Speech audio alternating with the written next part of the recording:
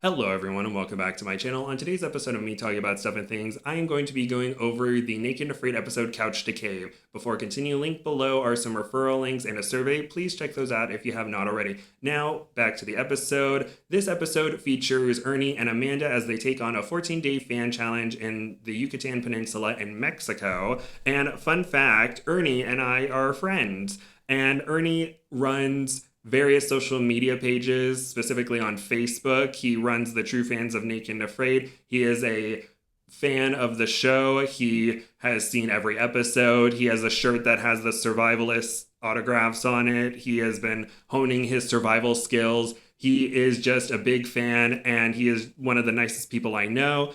And at the beginning of the episode, we have Gabby, Max, and Dan giving video messages of encouragement to Ernie and singing his praises. And as someone who knows Ernie, I completely understand why they're singing his praises. He's such a cool individual, a very smart individual, a very talented individual. And I was excited to hear that he was going to be taking on a challenge when the trailer was announced and I saw his promo pic. And I was just very excited for him. And he is joined by Amanda, who is a personal trainer and was in the Marine Corps, and Ernie in the past was in the Army and was a police officer. And Ernie, his starting PSR is a 4.9, and Amanda's starting PSR is a 4.6.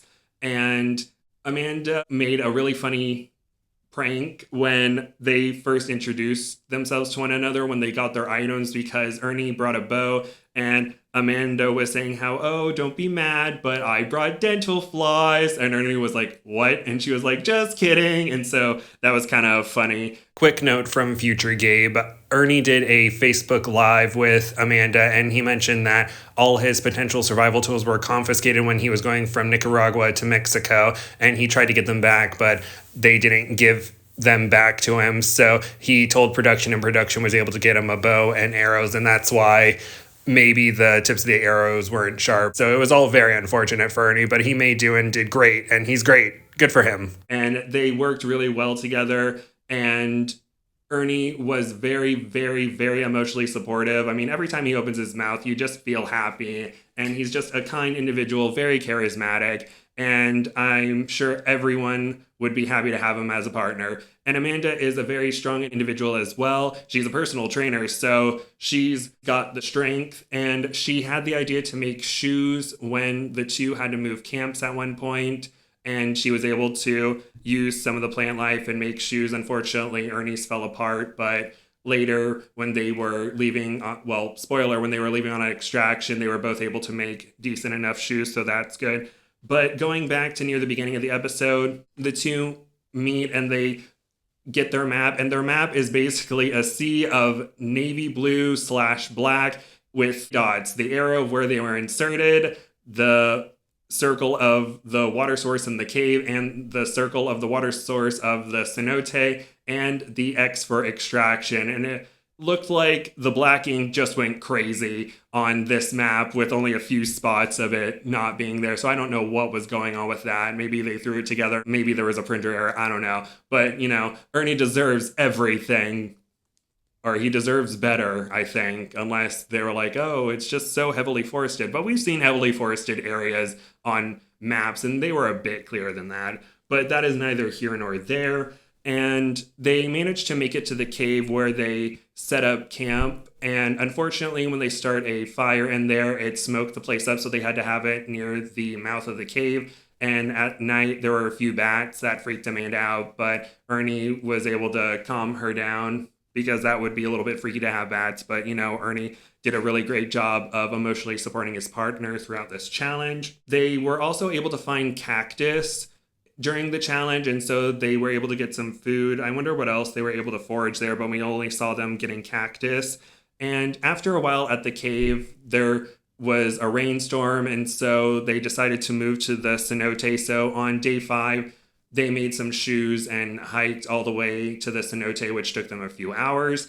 And unfortunately, Ernie's shoes fell off. And during all their hikes, there was limestone rocks, or just very sharp rocks around. And so Ernie didn't have shoes during the hike from the cave to the cenote. So he was in a lot of pain. So that wasn't fun. But they make it to the cenote, and they make a debris shelter, and it was very cramped in there. And the next day, they decided to make an A-frame shelter, and unfortunately, that didn't work as well. There was some raining that happened. Amanda was very upset by the whole situation, but Ernie was able to boost her up emotionally. And then finally, they made a lean-to shelter, which worked so well that Ernie ended up snoring. So I think that that's a win to make a shelter so good during your challenge that you start snoring during the night. And then while they were at the cenote, we do not see them really getting any food. And it was basically them searching for protein after they got the shelter situation figured out.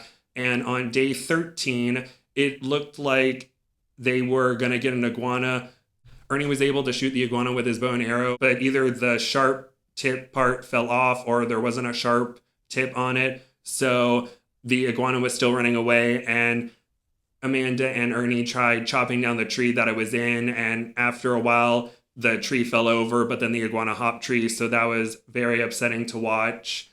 And then, fortunately for them, the next day was day 14, and they were finally able to hike on out of there. And no surprise to me, Ernie and Amanda made it through the challenge. I'm so happy for both of them. I'm very happy for Ernie just because I know him really well, and I was happy that he was able to fulfill his dream.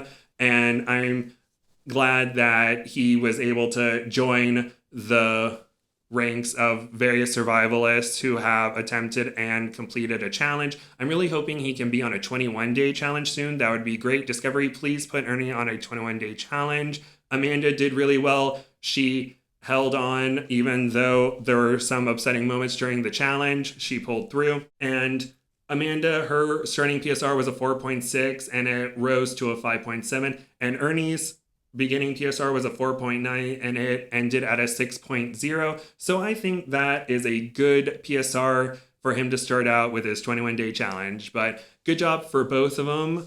And next episode, Stephen Lee Hall Jr. is returning after a long hiatus from the show, and we will see what happens with that. And with that, that is the end of the episode. Thank you all so much for listening. Please like, comment nice things, and subscribe, and click the next video if it's mine. Okay, thank you. Future Gabe here. I forgot to mention that Ernie also got a video call from the Dan Link, and he congratulated him on a job well done and completing the 14-day fan challenge.